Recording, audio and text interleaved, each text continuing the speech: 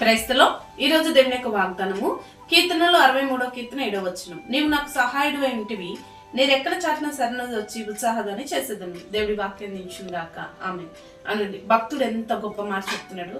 ప్రభా, నువ్వు నాకు సహాయుడు అయి ఉంటున్నావు కాబట్టి నేను రెక్కల చాటు నుంచి వచ్చి ఉత్సాహధ్వని చేత నేను స్తుతిస్తున్నానని. అవునండి, ఎప్పుడు మనం ఉత్సాహధ్వని చేస్తూ దేవుని స్తుతిస్తామంటే మనం సంతోషంలో ఉన్నప్పుడు, సమృద్ధిలో ఉన్నప్పుడు, ఆనందంలో ఉన్నప్పుడు, ఆరోగ్యంగా ఉన్నప్పుడు, అన్ని రకాలుగా ఆశీర్వదించబడినప్పుడు దేవుని సన్నిధిలో ఉత్సాహధ్వని మనం చేస్తాం.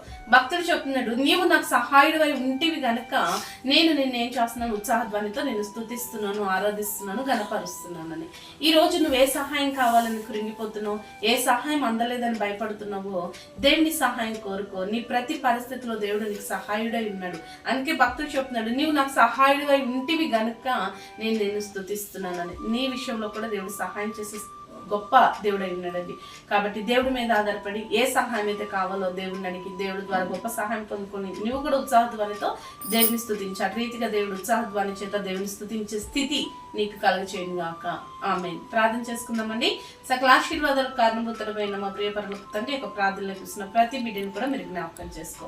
ఉత్సాహధ్వని చేస్తూ నిన్ను స్తుతించే స్థితిలో ఉండడానికి నీ బిడ్డలకు కావాల్సిన సహాయం నీ నామంలో దయచేయమని యేసు నామంలో ప్రార్థిస్తున్నాం తండ్రి. ఆమేన్.